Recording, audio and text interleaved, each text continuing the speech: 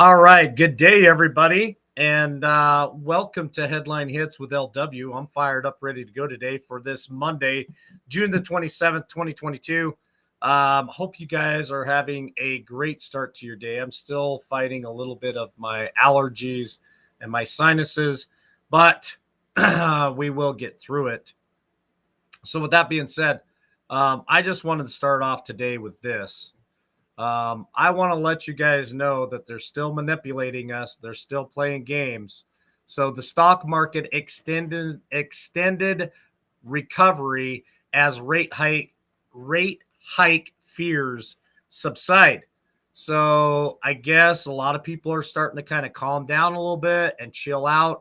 Asian and European markets rally Monday, building on last week's advances as speculation that inflation may have peaked tempered expectations about central bank interest rate hikes. I'm here to tell you that this is all BS and it is all manipulation. I'm telling you right now, there's no way that inflation has peaked.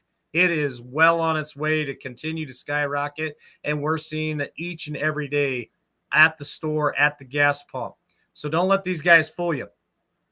Here's something else that I wanted to bring to your guys' attention because, it's probably about 2, maybe 3 years ago. Noah begged me, and listen to this, Noah begged me to become part of the Boy Scouts there in Watford City, North Dakota. Now, these guys come to your school all across America. I want to let you guys know this. This is how Noah got introduced with Boy Scouts of America. They come to your children's school about in the fall time, and they promote Boy Scouts and Girl Scouts of America.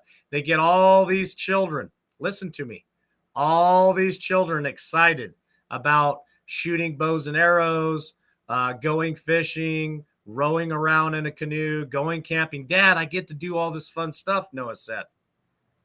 And I'm sure the girls are just the same.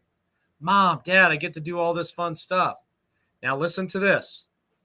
Children watch nude, which is fully unclothed, cyclists at Boy Scout-led Seattle Pride Parade. What is that all about? Children younger than the age of 10 watched fully nude bikers at the Seattle Pride Parade, which was kicked off by the Boy Scouts of America. So I'm not going to go too much further into this article because there's really not a whole lot of meat on it. But I want to describe the photo that's on the front page of this article. It has Boy Scouts, it has Girl Scouts, it has girls in Boy Scouts. Now remember, that was a big deal a while back. Girls felt that they should be part of Boy Scouts, even though the title says Boy Scouts. Now girls think that they should be a part of Boy Scouts, even though there is a section of the Boy Scouts called the Girl Scouts. It's all part of their plan, folks. They're grooming our children. They are enticing our children. They're indoctrinating our children. They want girls to be in the boy things. They want boys to be in the girl things. They want boys to dress like girls. They want girls to dress like boys. Transgenderism. It's all part of MK Ultra. It's all part of what we're fighting against. All right, next headline. Here's something else that's disgusting. Something else that fires me up. Dickies Sporting Goods will not say if it will offer $4,000 to employees who refuse to terminate their pregnancies. Dick's Sporting Goods announced it will offer. Now, I'm changing what I just said. Listen to this. They will offer up to $4,000 in travel expenses for employees who decide to terminate their pregnancies and must go out of state to do so, but will not say if the company also plans to reward pregnant employees who choose to have their babies rather than to abort them. Now, where does this come from? I'm tying this back to Nancy Pelosi. 2 weeks ago, I reported that she made statement that she feels like employers should offer an employee benefit. It should be part of their benefit package that employers will pay for the travel expenses for employees who decide to have abortions. If that's not sick enough, I don't know what is. All right, here is the next article that I want to talk about today. This one fires me up for this one. Pro-abortion rioters attempt to storm Arizona Capitol while in session. Pro-abortion rioters attempt to storm the Arizona Capitol building in Phoenix while the state Senate was in session. Pro-life Republican State Senator Kelly Townsend, who was inside the Senate building, tweeted members of the Senate were being held hostage inside the Senate building. Townsend said during one period, the senators could smell tear gas, and the children of one of the members are in the office sobbing with fear. Now, I'm not going to read much further on this article, but I do want to read this one statement that came from one of Arizona's state Democrats who were displacing blame for the protesters who were trying to enter the Capitol building by breaking through security. Townsend also said, "This is a public building, and why won't they let them in?" That came from a Democrat.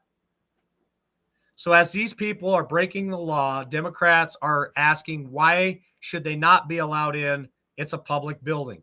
But yet the J6 committee hearings are continuously going on, and they call that an insurrection. What about this being an insurrection? Why do Democrats continuously protect criminals but go after patriots? I'm going to leave you with that. All right.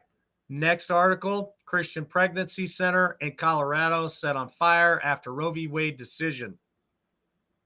Faith-based center for pregnant women in Colorado was vandalized and burned on Saturday. Authorities are looking for those responsible. Now, I'm going to leave that right there because on the wall they wrote, "If abortion aren't safe, neither are you." Now, that is a personal threat. That is a violent threat.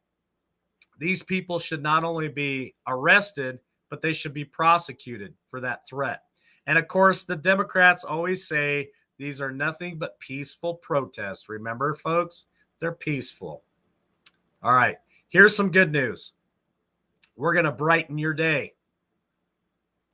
GOP gained 1 million plus voters as Democrats bleed support. Listen to this. Tens of thousands of voters who helped Democrats install President Joe Biden in the White House are now happily switching to Republicans. Voter registration analysis released this on Monday. More than 1 million voters across 43 states have, listen to this, switched to the Republican Party in the past 12 months alone. Ballot intentions complied by the Associated Press. A broad swath of regions in the country, big and small, urban and rural, report the same phenomenon. Here we go. Nowhere is the switch more visible. Remember, I talk about it all the time. Flip that switch. Well, millions of people are flipping that switch. And they're flipping that switch saying, we've had enough of Joe Biden. I had a smart ass in the chat the other night trying to rile me up about Roe v. Wade. They said, well, what do you think with this Roe v. Wade decision is going to happen to the vote in November? It's going to piss so many people off, they're not going to vote Republican. Well, there's your proof. You want facts, you want receipts, there's your damn receipt right there. They're not going to vote Democrat come November. They're sick and tired of the tyranny that we're all living under. So it's my estimation that there will be 1 million votes for the conservative movement. Trump will win with over 1 million votes, yet a third time. All right, here you go. Last article of today. We're going to close Monday out with a bang because the man is back. Trump's back, baby.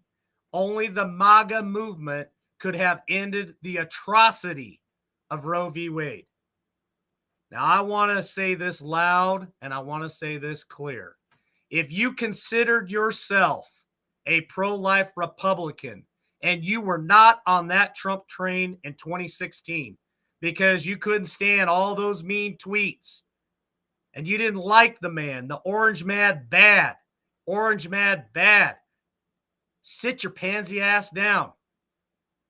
Had you or your previous principals won that day, Hillary Clinton would have appointed those 3 Supreme Court justices instead of my man, Donald J. Trump, and the moral atrocity known as Roe v. Wade would still be a constitutional right. Have a great day, folks. God bless. And Tammy and I will be back on at 3 p.m. Eastern Standard Time on Podbean for the Warrior and the Hammer. God bless.